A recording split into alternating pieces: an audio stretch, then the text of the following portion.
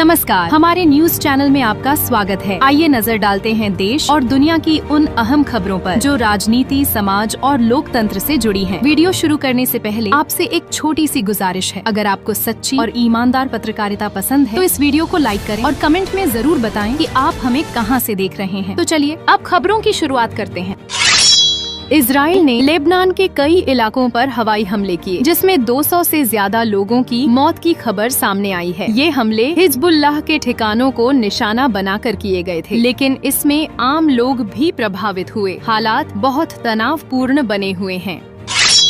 नीतीश कुमार ने दिल्ली में राज्यसभा सदस्य के रूप में शपथ ली। इस दौरान कई बड़े नेता मौजूद रहे। उन्होंने कहा कि वे बिहार के विकास के लिए केंद्र और राज्य के बीच मजबूत कड़ी बनकर काम करेंगे। माना जा रहा है कि इससे आने वाले चुनावों पर असर पड़ सकता है।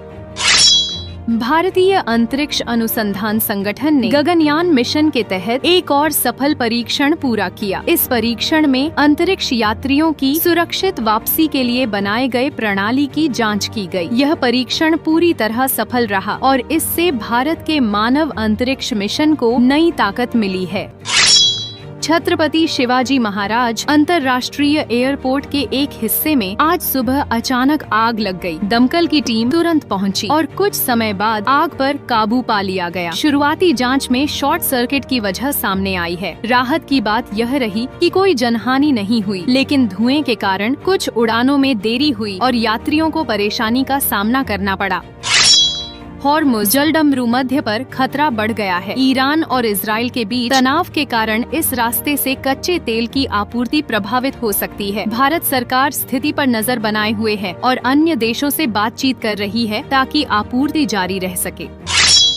आज शेयर बाजार में गिरावट देखने को मिली। निफ्टी 50 में करीब 222 अंकों की गिरावट दर्ज की गई। वैश्विक तनाव और तेल की बढ़ती कीमतों के कारण निवेशकों में चिंता का माहौल है। बैंकिंग और वाहन क्षेत्र के शेयरों में सबसे ज्यादा गिरावट आई है। प्रहलाद जोशी ने बताया कि भारत ने इस वर्ष सौर ऊर्जा के क्षेत्र में नया रिकॉर्ड बनाया है। देश ने 45 गीगावाट नई क्षमता जोड़ी है। इससे स्वच्छ ऊर्जा को बढ़ावा मिलेगा और लोगों को सस्ती बिजली मिल सकेगी। राष्ट्रीय चिकित्सा आयोग ने मेडिकल छात्रों के लिए राहत भरा फैसला लिया है। अब कॉलेज केवल 4 साल की ही फीस ले सकेंगे। इससे छात्रों और उनके परिवारों पर आर्थिक बोझ कम होगा। पाकिस्तान के रक्षा मंत्री के बयान पर इजराइल ने कड़ी आपत्ति जताई है। इस बयान से दोनों देशों के बीच तनाव और बढ़ गया है और शांति प्रयासों को झटका लगा है। भारत और बांग्लादेश के बीच 200 रेल डिब्बों का समझौता हुआ है। इससे दोनों देशों के बीच व्यापार और संपर्क मजबूत होगा और देश में निर्माण को भी बढ़ावा मिलेगा। अमेरिका, इजराइल और ईरान के बीच 2 सप्ताह का युद्ध विराम शुरू हुआ है। हालांकि यह समझौता अभी भी काफी नाजुक स्थिति में है।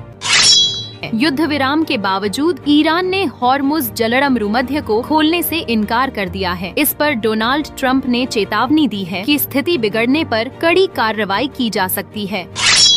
पश्चिम बंगाल में चुनाव से पहले लाखों मतदाताओं के नाम हटाने को लेकर विवाद बढ़ गया है। तृणमूल कांग्रेस ने इस मामले को सर्वोच्च न्यायालय में चुनौती दी है। खबर है कि नीतीश कुमार 14 अप्रैल को मुख्यमंत्री पद से इस्तीफा दे सकते हैं। इसके बाद वे राष्ट्रीय राजनीति पर ध्यान दे सकते हैं। कांग्रेस ने भारत अमेरिका व्यापार समझौते का विरोध किया है। पार्टी का कहना है कि इससे किसानों को नुकसान होगा और देश की आत्मनिर्भरता कमजोर हो सकती है। युद्ध विराम के बावजूद तेल अवीव में लोग सतर्क हैं। लोगों का मानना है कि शांति ज्यादा समय तक नहीं टिकेगी और खतरा अभी भी बना हुआ है। पश्चिम बंगाल चुनाव में भारतीय जनता पार्टी तेजी से बढ़त बना रही है। हालांकि अभी तृणमूल कांग्रेस आगे है, लेकिन मुकाबला कड़ा हो गया है। सर्वोच्च न्यायालय ने राष्ट्रपति को निर्देश दिया है कि वे 3 महीने के अंदर राज्य विधेयकों पर फैसला लें। इससे कई राज्यों में राजनीतिक बहस तेज हो सकती है। नरेंद्र मोदी ने पश्चिम बंगाल के लिए कई बड़े वादे किए हैं। इनमें नौकरी, सुरक्षा और निवेश बढ़ाने जैसे मुद्दे शामिल हैं। बिहार में जल्द ही बड़ा राजनीतिक बदलाव हो सकता है। भारतीय जनता पार्टी नई सरकार बनाने की तैयारी में है और जल्द ही नए मुख्यमंत्री का नाम सामने आ सकता है। पश्चिम बंगाल में चुनाव को लेकर कड़ी सुरक्षा की गई है। चुनाव आयोग ने शांति बनाए रखने के लिए 400 से ज्यादा केंद्रीय सुरक्षा बल तैनात किए हैं। पूरे राज्य में जगह जगह हथियारबंद जवान नजर आ रहे हैं ताकि मतदान बिना किसी परेशानी के हो सके। भारतीय जनता पार्टी ने अपने बंगाल के चुनावी घोषणा पत्र में विकास और रोजगार को सबसे ज्यादा महत्व दिया है। अमित शाह ने कहा कि इस बार राज्य में बदलाव देखने को मिलेगा। पार्टी ने कानून व्यवस्था ठीक करने और महिलाओं की सुरक्षा बढ़ाने का भी वादा किया है। तमिलनाडु में विजय के रोड शो में लोगों की भारी भीड़ देखने को मिली। उनकी पार्टी खास तौर पर अल्पसंख्यक वोटरों को अपनी ओर लाने की कोशिश कर रही है। ईसाई और मुस्लिम समुदाय के कई लोग अब उनके समर्थन में दिख रहे हैं।